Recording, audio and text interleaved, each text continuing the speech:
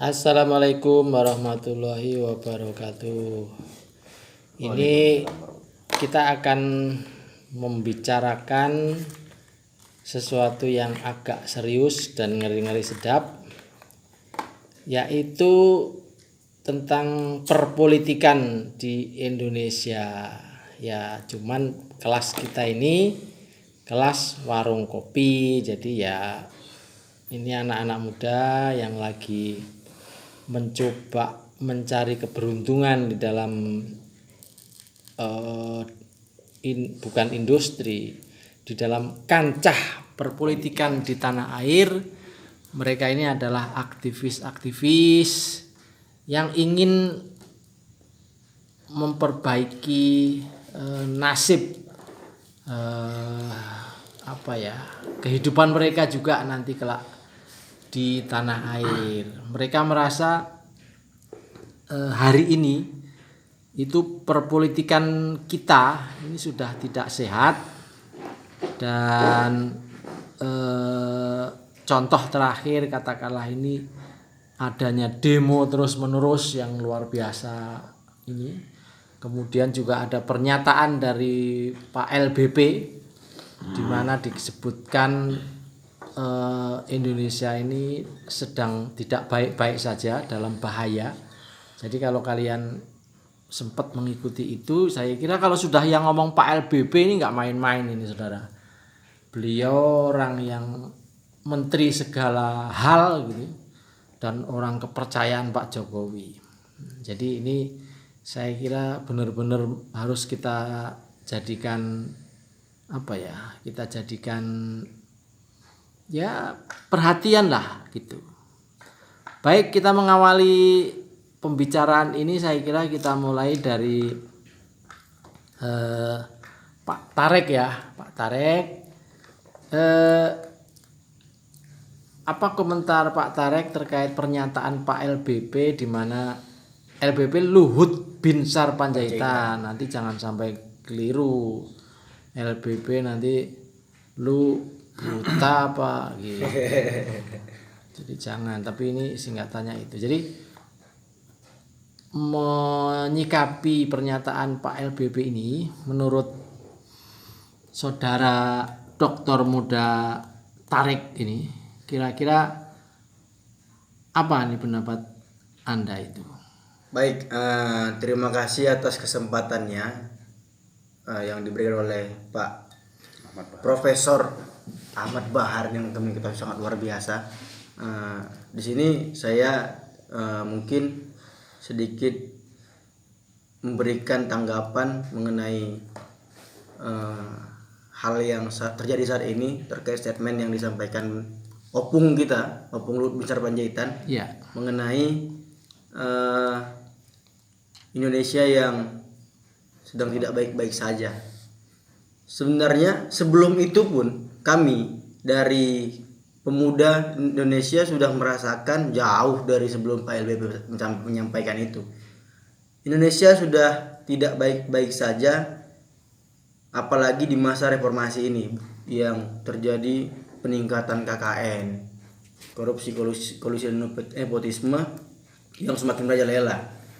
Balik dari penyampaian tadi yang menyatakan tahun depan, ada juga pernyataan dari Ibu Sri Mulyani tentang resesi ekonomi kalau nggak salah ya. Betul. Itu apa kita bilang ya? Kode-kode dari pihak-pihak yang ahli itu sudah dirasakan dari kepada masyarakat sebelumnya. Bahwasanya memang ini akan terjadi, ini akan terjadi. Karena apa? Ya kita paham sendiri. Dunia sudah tidak baik-baik saja saat ini, merembetlah ke negara kita Indonesia. Mulai dari peraturan-aturan pemerintah yang merugikan masyarakat, mungkin itu menjadi salah satu contoh Indonesia sedang tidak baik-baik saja seperti yang disampaikan Bapak Luhut Binsar Panjaitan. Mungkin itu sedikit, Pak. Oke, sementara mungkin sampai di situ dulu nih. Ini apakah ada bantahan dari Pak Tarek ini? Menurut saya sih pas apa yang dibilang Anda jangan niru-niru, nih harus lain jawabannya. Jadi memang betul saat ini kondisi negara Republik Indonesia ini sedang tidak baik-baik saja. Loh, itu sama tadi tuh. Karena gini Pak, karena kita lihat yang agak lain gitu loh. Nah, zaman sekarang nih kan ya macam kemarin lah BBM naik itu kan. Ya, bagi pemerintah nih menurut saya tolong dong kalian mikirkan rakyat yang di bawah, jangan mikirkan kalian. Pak Luhut Binsar, saya harapkan Pak tolonglah harga BBM itu diturunkan. Nah, khusus kalau misalnya Anda ketemu Pak Luhut Binsar Panjaitan, ketemu di busway atau pas naik bentor misalnya, mungkin nggak Pak Luhut naik bentor menurut?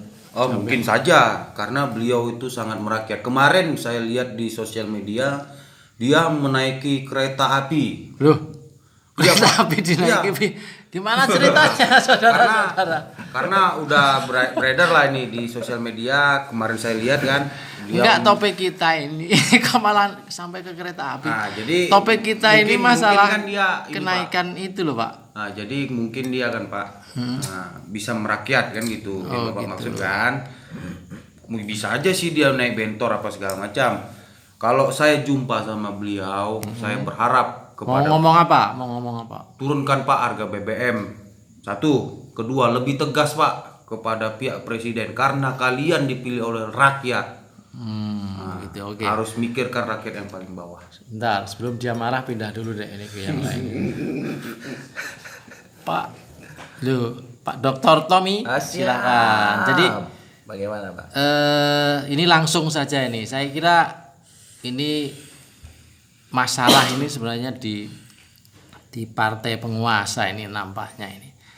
Jadi kalau menurut Pak Dr. Tommy, kira-kira ada masalah apa ini di Partai Demokrasi Indonesia Perjuangan itu yang digawangi oleh Ibu Megawati sehingga ya yang punya petugas-petugas partai yang makin kesini makin banyak yang tidak benar gitu. Coba kira-kira apa nih pendapat Pak Dr. Tommy tentang ya barangkali apakah memang PDIP sudah waktunya turun tahta atau jadi kita tahu kan selama ini kalau partai penguasa berkuasa terlalu lama itu cenderung korup. Nah, itu ada dalilnya itu. Ya, teori itu. Ya. Coba. Ya, mengenai persoalan PDI Perjuangan ya Pak ya. Ya. Ya kalau yang kita lihat saat ini memang PDI menang pemilu selama 2 periode terakhir. 2014 PDI Perjuangan menang, 2019 pun demikian. Apa yang dikatakan Pak Ahmad bahwa sebuah atau sesuatu kekuasaan yang lama itu akan cenderung koruptif itu benar sekali karena memang ada dalil dan teori yang mengatakan demikian. Itu bahasa Inggrisnya gimana itu, Pak? Ya, enggak harus gimana? ya, enggak harus. Ahli bahasa Inggris. Oh ini, coba gimana? Kalau kita nggak ahli bahasa Inggris itu. Lah, Anda itu katanya pengamat Bahasa Arab apa? Bahasa Arab. Oke, balik lagi nih. Ya, kalau saya lihat bahwa PDI Perjuangan di bawah kepemimpinan Ibu Megawati Soekarno Putri hari ini cukup dianggap sebagai partai yang arogan menurut beberapa partai. Misalkan statement dari Ketua Umum Partai Nasdem yang kerap kali melakukan intrik-intrik politik terhadap PDI Perjuangan gitu. Memang PDI Perjuangan merasa dirinya sebagai pemenang pemilu, sah-sah saja.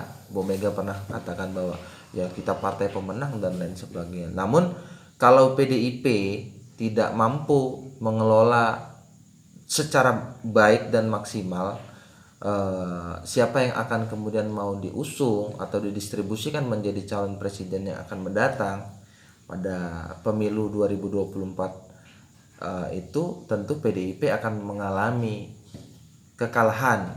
Saya pikir seperti itu. Yakin Apa dia? saja indikatornya? Kita bicara indikator. Oke.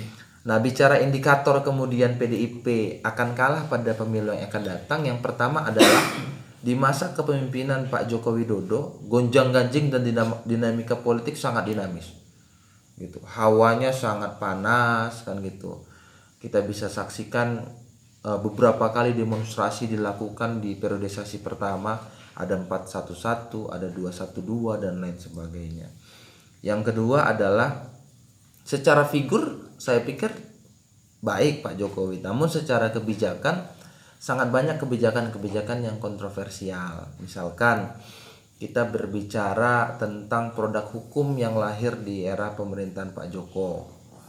Ada Omnibus Law, kemudian ada RKUHP dan lain sebagainya yang kemudian mengundang amarah publik untuk kemudian mahasiswa turun ke jalan, pemuda turun ke jalan, buruh kemudian turun ke jalan dan lain sebagainya. Nah, kalau calon yang diusung itu apakah juga menjadi tanda-tanda Ya. bakal ambruknya PDIP itu ya? Tadi indikator yang pertama karena persoalan yang tadi saya sebutkan. Indikator yang kedua saya pikir terjadi demoralisasi saat kepemimpinan Bapak Presiden Joko Widodo yang merupakan kader dari PDI Perjuangan.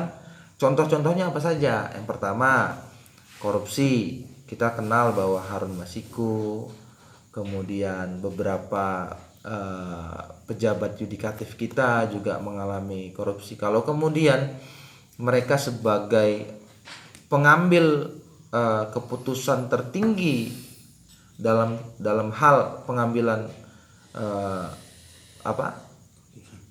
keputusan hukum untuk menciptakan sebuah keadilan sudah tidak fair dan tidak jujur, ya kita harus percaya dengan siapa. Jadi demoralisasi itu salah satunya, korupsi meningkat, kemudian stabilitas politik akibat banyak pejabat publik dan politisi yang semakin lama semakin ngawur. Oke, sementara di situ mungkin Pak Tarik bisa menambahkan soal item. Kalau salah satu tadi kan arogansi para orang-orang elitnya di PDIP itu juga bagian dari, terus ngeyelnya Bu Megawati mencalonkan Ibu Puan itu menurut saya kok bakal ambruk ini PDIP ini. Jadi bumerang. Jadi bumerang. Jadi bumerang. Ya. Oke. Bisa menambahkan dikit barangkali. Mungkin sedikit tambahan terkait dengan sikap dari partai sebesar PDIP tentang pencalonan presiden yang terkesan dipaksakan. Sudah jelas kita melihat beberapa lembaga survei terkait dengan elektabilitas. Ternyata elektabilitas dari Puan Maharani itu memang tidak naik. Bahkan terkesan dinaik-naikkan oleh beberapa lembaga survei mungkin ya kita. Tapi peristiwa terakhir itu saya kira itu salah satu cara untuk menaikkan loh. Jadi lempar-lempar kaos dengan itu ekspresi. jadi malah itu jadi bahan bulian oleh netizen yang kita lihat. Lah justru itu toh, kalau dibully itu kan yang penting namanya nongol di itu loh. Sosmed dan naik loh justru itu. Tapi malah jadi hujatan. Hujatan ya? Dihujat. Dengan yang beberapa waktu lalu melempar-lempar kaos seakan-akan itu tidak ikhlas. Betul. Dari mimik wajah Mbak Puan sendiri gitu kan. Terus kita baru berapa menit mungkin berapa hari lalu gitu. Ada di salah satu pertanian lagi nanam padi di sawah gitu. Seakan-akan memang hal yang tidak pernah dilakukan tapi dipaksakan. Jadi itu yang membuat blunder ya. Blunder di situ, Pak. Jelas yang kita lihat kalau kader dari kader ada secara kasat mata dan mungkin itu sudah rahasia umum bahwa ada kader yang lain lebih pantas untuk dicalonkan, tapi kenapa seakan-akan memaksakan salah satu calon ini untuk dicalonkan menjadi presiden? Katakanlah Ganjar Pranowo gitu ya. Iya. Oke, sementara di situ dulu ditahan dulu. Nah, ini kita meminta tambahan dari itu, katakanlah kalau menurut Pak Dr. Fadli Irawan. Jadi kira-kira apa sih dosa-dosa politik PDIP sehingga sekarang ini sering membuat kebijakan yang blunder itu? Mungkin satu Pak, yaitu angkuh mereka. Tadi arogan itu sudah tuh sama dengan angkuh. Beda Pak. Yang lain. Arogan dengan angkuh tuh berbeda. Oh gitu. Nah, karena arogan ini sistemnya